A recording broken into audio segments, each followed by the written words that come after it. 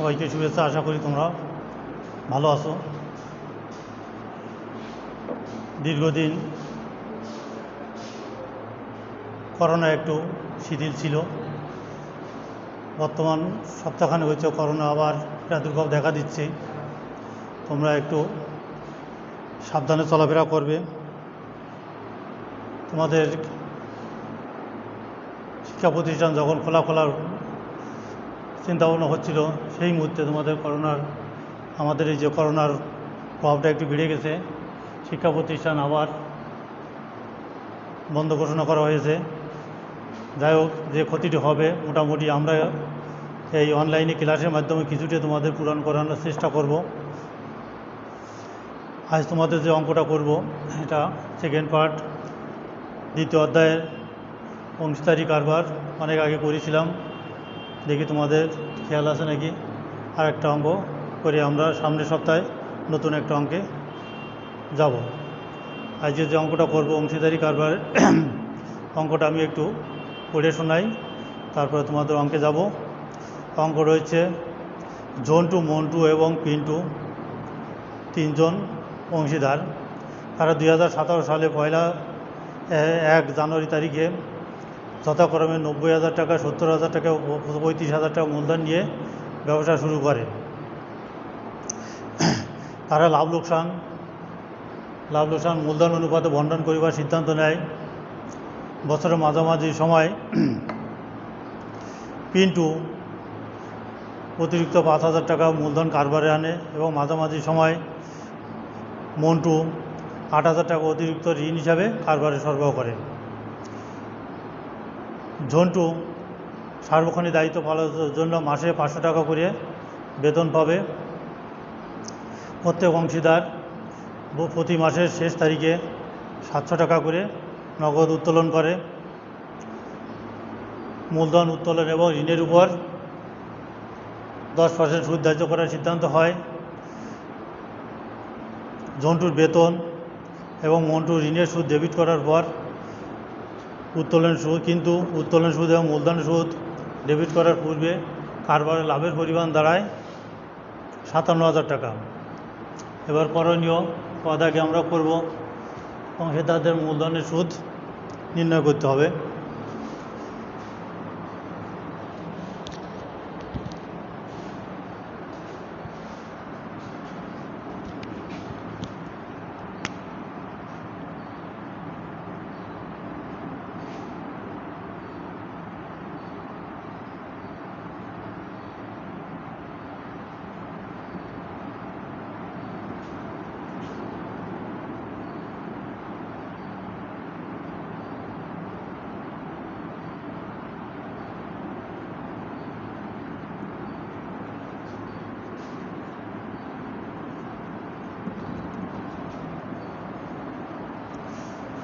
অংশীদারদের মূলধনের সুদ নির্ণয়। এখানে অংশীদার আছে 3 জন, জন্টু, মন্টু এবং পিন্টু। জন্টু, মন্টু, পিন্টু।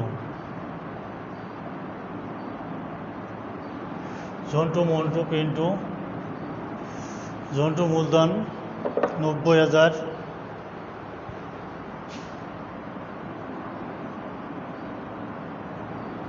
মন্টুর হচ্ছে 70,000,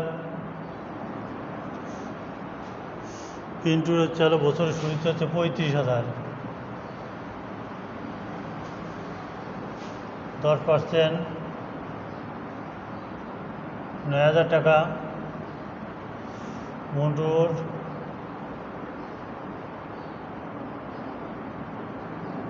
7,000। পিন্টু বছরের শুরুতে দিয়েছিল 35,000 টাকা এবং বছরের মাঝামাঝি সে আরও 5,000 টাকা অতিরিক্ত মূলধন সরবরাহ করে। বছরের শুরুতে ছিল তার 35,000 টাকা, বছরের মাঝামাঝি সময় সে আরও 5,000 টাকা অতিরিক্ত মূলধন কারবারে সরবরাহ করে। তাহলে 35,000 টাকার মূলধনের সুদ হবে পুরো বছরের 10%, যোগ হবে 5,000 গুণ 10% গুণ ছয়ের 12, এখানে আছে 3, 5, 0, 0, 5,000 টাকা, 500 টাকা, তার অর্ধেক হবে 250 টাকা। 0, 5, 7, হ্যাঁ,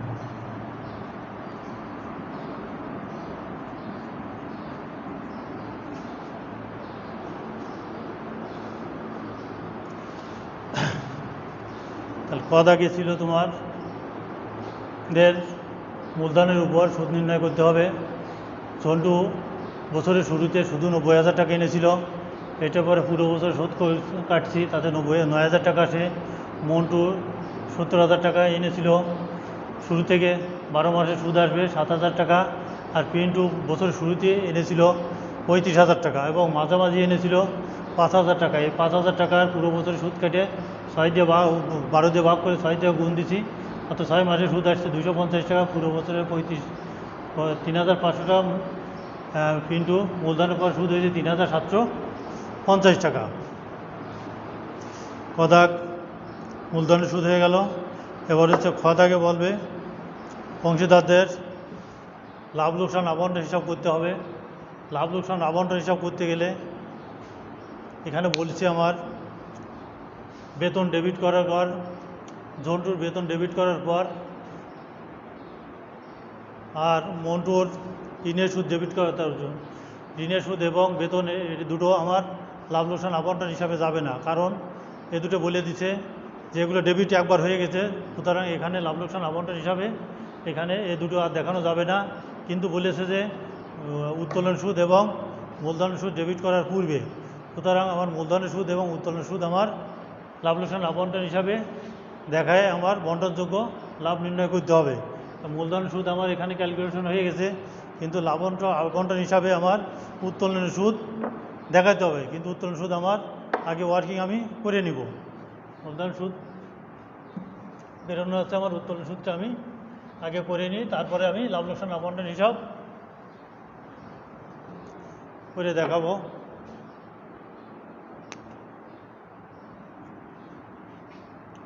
কার্যপত্র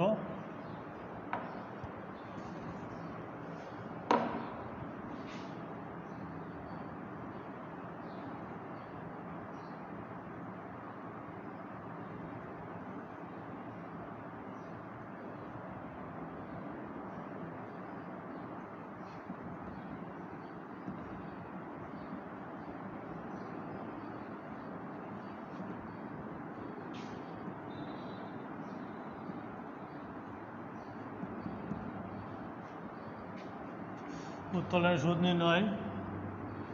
অংশীদার আছে 3 জন, ঝন্টু, মন্টু, পিন্টু। প্রত্যেকে মাসের শেষ তারিখে 700 টাকা করে নগদ উত্তোলন করে। এখানে প্রতি মাসের শেষে যদি উত্তোলন করে গড় নিয়মে 5.5 মাসে সুদ ধরতে হবে।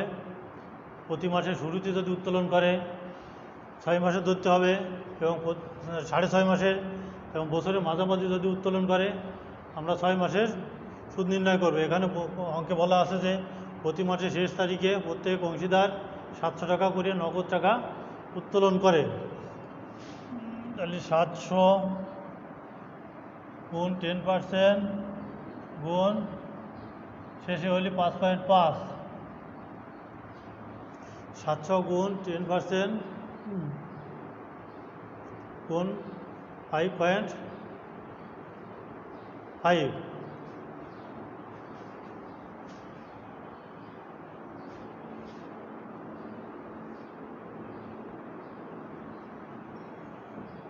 সাতশো গুণ 10%, এখানে 70 টাকা গুণ 5.5,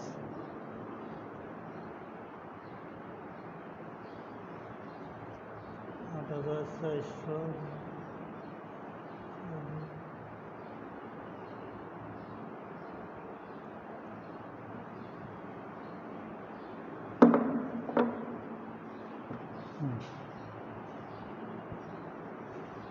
এতে উত্তোলনের সুদ হচ্ছে 385 টাকা। প্রত্যেকে যেহেতু একই রকমের উত্তোলন করেছে, একই রকমের সুদ আসবে।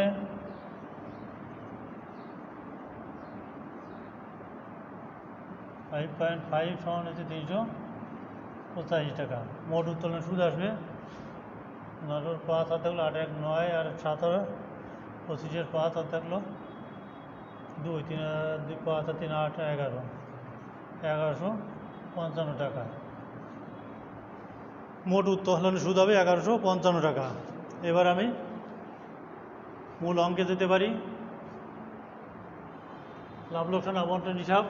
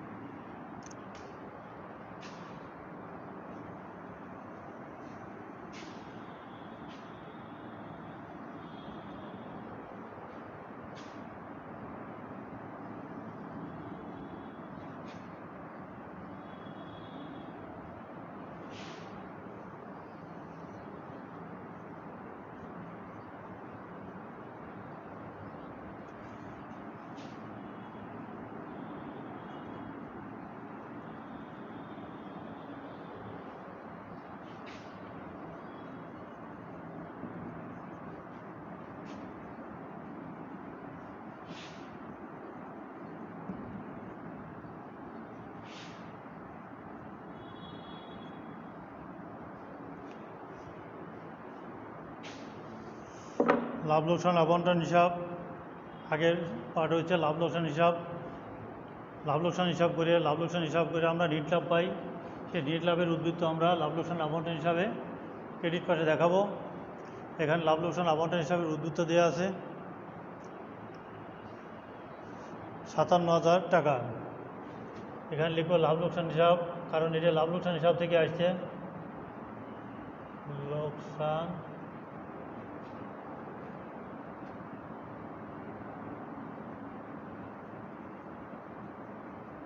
ব্র্যাকেটে নেট লাভ।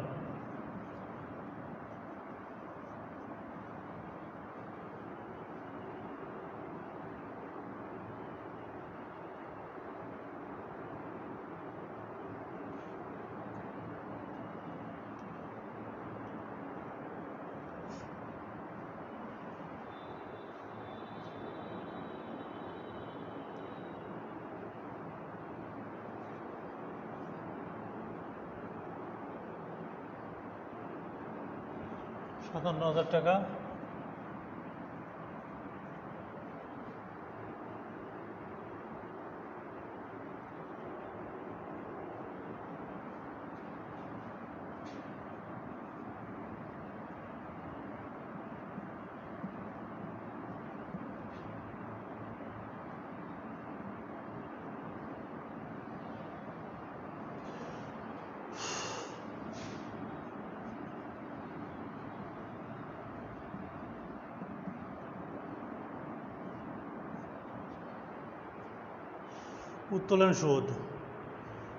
উত্তোলনের সুদ লাভ লোকসান প্রতিষ্ঠানের অংশীদারি কারবার প্রতিষ্ঠানের আয়, এই জন্য লাভ লোকসান আবন্টন হিসাবে ক্রেডিট দিকে বসবে।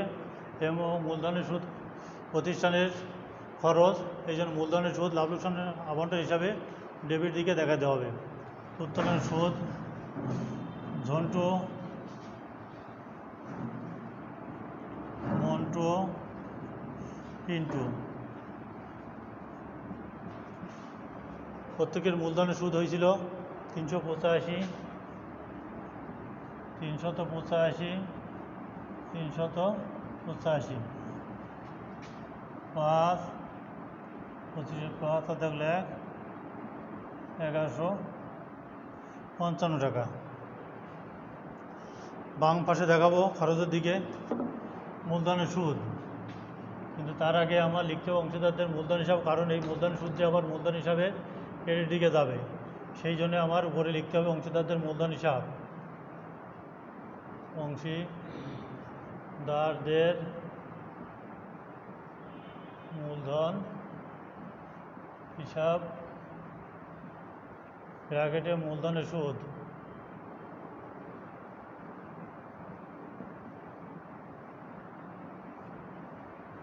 নাম লিখি জন্টু, মন্টু, পিন্টু। জন্টু হয়েছিল 9,000 টাকা, মন্টু 7,000, পিন্টু 3,750, পিন্টু 3,750। এটা যোগ করি,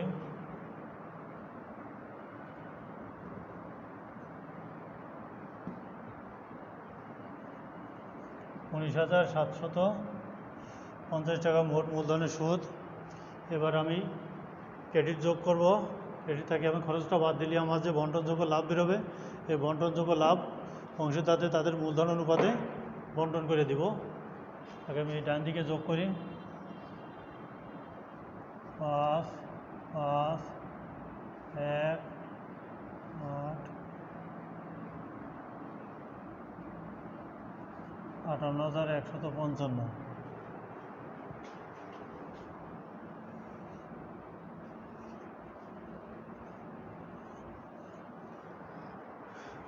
এই 58,155 থেকে আমি বাদ দেব মূলধনের সুদ।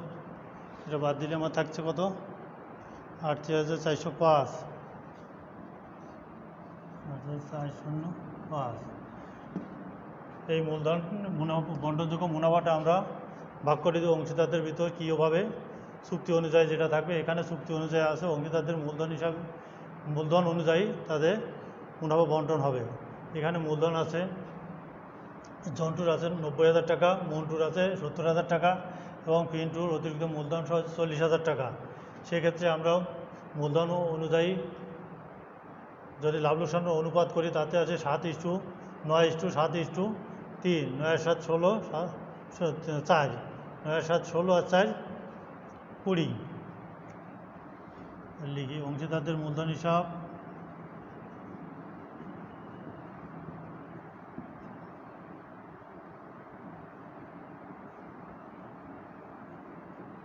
মুনাফার অংশ।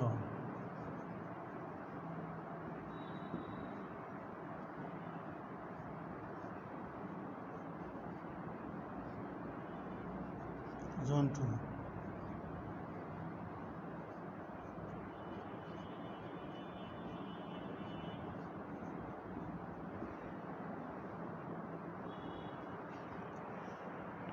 তাহলে অনুপাত হচ্ছে 90,000:70,000 হচ্ছে 40,000। আমি করতে পারি 9:7:4, 9-16 আর 4 20। তাহলে জন্টু পাবে 38,405 গুণ 9/20। মন্টু হবে 38,405 7-20,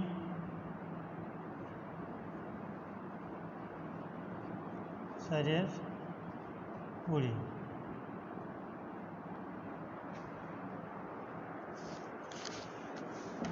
এই অনুপাতে ভাগ করলে জন্টু পাবে 17,282 টাকা, 17,282, 13,442, 13,442। ইন্টু 7681, 7681, এই তিনটে যোগ করলে এইটা হবে, এইটে ভাগ করে দিয়েছি এই তিনজনের ভিতর। লাস্টে অঙ্ক শেষে একটু ক্লোজ করে দেবা। এই কি শিখলাম আমরা অংশীদারি কারবারে? মূলধনের সুদ বেরোনো শিখেছি আমরা, উত্তোলন সুদ বেরোয়েছি, লাভ লোকসান আবন্টন হিসাব করলাম, এবং মুনাফা কীভাবে ভাগ করেছি। ওখানে চুক্তিতে আছে মূলধন অনুপাতে ভাগ করতে হবে। মূলধন 90,000, 70,000, 40,000, সুতরাং ছোটো করলাম অনুপাত, সেখানে 9:7:4। হ্যাঁ, তাহলে 20 টাকা যদি লাভ হয়, জন্টু পাবে 9, 20 টাকা লাভ হলে মন্টু পাবে 7, 20 টাকা যদি লাভ হয় পিন্টু পাবে 4 টাকায়। এইভাবে ভাগ করলে জন্টু পাইছে আর 17,282, মন্টু 13,442 এবং পিন্টু 7,681 টাকা। যাই হোক, অংশীদারি দুটো শিখলাম। আর অংশীদারি অঙ্ক আগামী ক্লাসে আর করবো না। তোমাদের আগামী ক্লাস তোমাদের যৌথ মূলধনী কারবার থেকে শেয়ার ইস্যু অঙ্কটা একটু দেখেও শেয়ার ইস্যু অঙ্ক তোমাদের করাবো। সবাইকে ধন্যবাদ, ভালো থাকো।